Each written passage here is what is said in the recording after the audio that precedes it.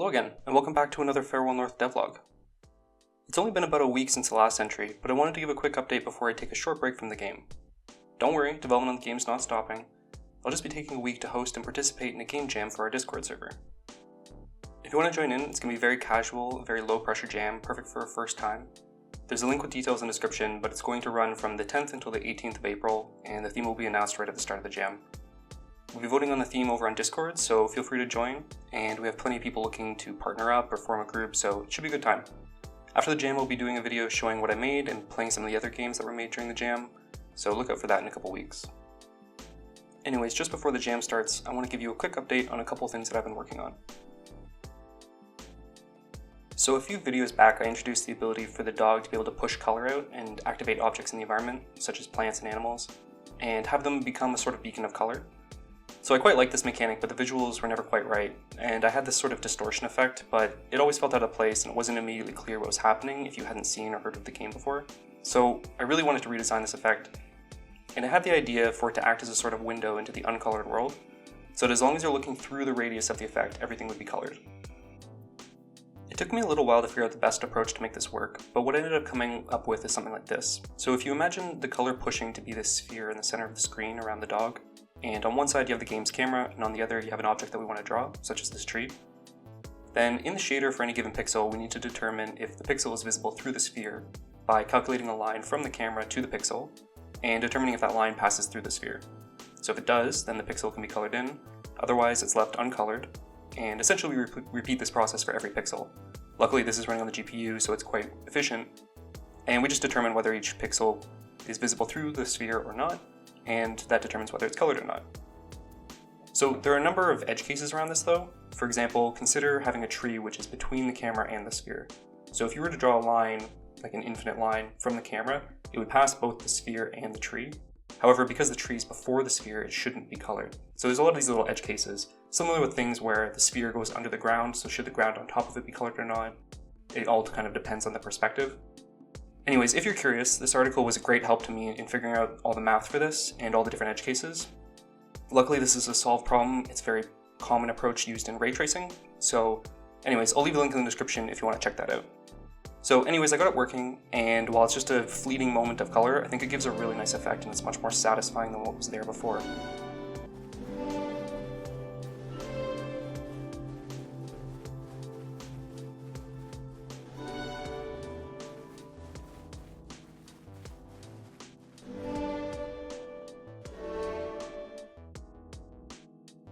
Next, I expanded on this effect by using Unity's new VFX Graph, which I've been experimenting a lot with lately.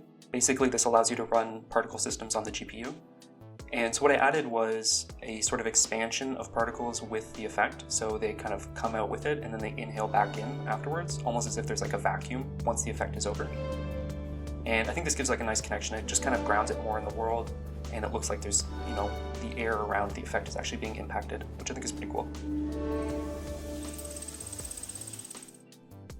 One bonus of this new color pushing effect is that it's much easier to interpret what is actually happening, especially for new players who maybe don't know as much about the game. So I spent a good deal of time this weekend updating the Steam page with all new screenshots and GIFs showcasing the effect.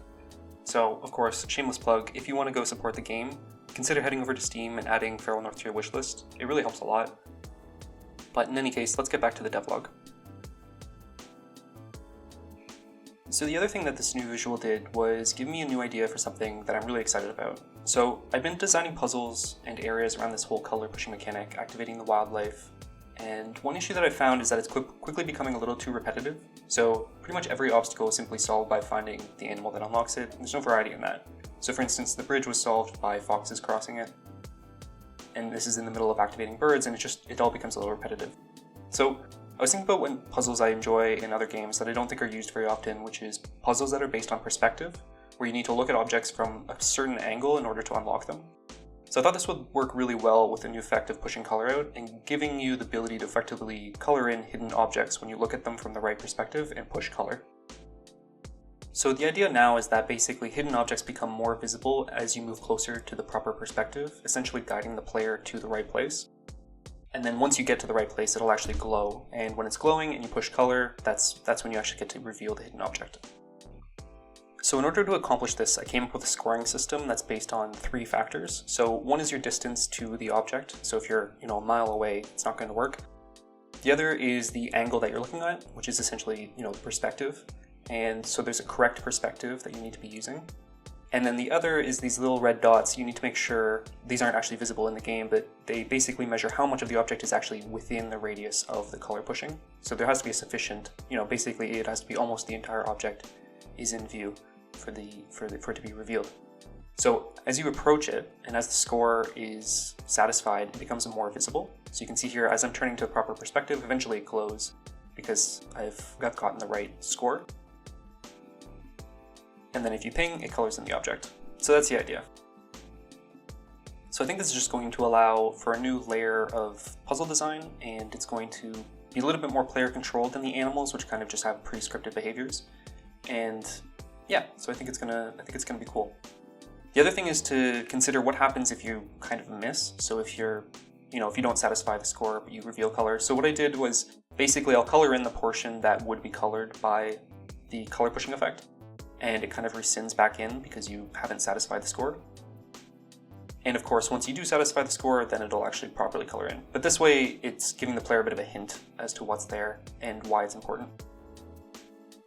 So of course, it'd be pretty easy if you always just had to stand right next to the object. But the way that perspective comes into this is, if you can see this little arrow here, this basically dictates what angle you need to be looking at the object from.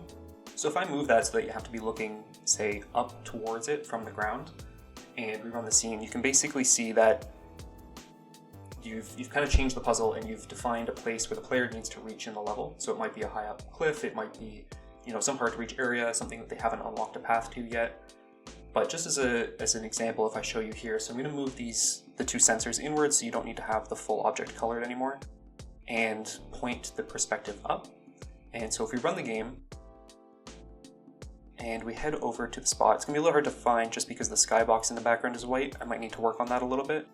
But if I can just find the right spot here, and there it is. So if I color now, oh, just lost it. Where is it there? So I color now. So we've satisfied the distance requirement, the angle requirement, and the 2 dots were within range. And so yeah, so then if we bring this back into game, now just standing next to the bridge isn't sufficient. So what I did is I carved out a little hole in this cave. That's a little bit of a secret, but if you head back there and you look through, it's the perfect angle. You color that in, suddenly the bridge is revealed. And if we head back out, we can now access the bridge. So I think this gives an interesting layer of level design, right? Where you can have the player have to find certain areas in the level that will unlock new areas, if that makes sense. So yeah, I just wanted to give you guys that quick update on the new color pushing effect and the hidden object reveal. So let me know your thoughts down below. Don't forget to like and subscribe to the video.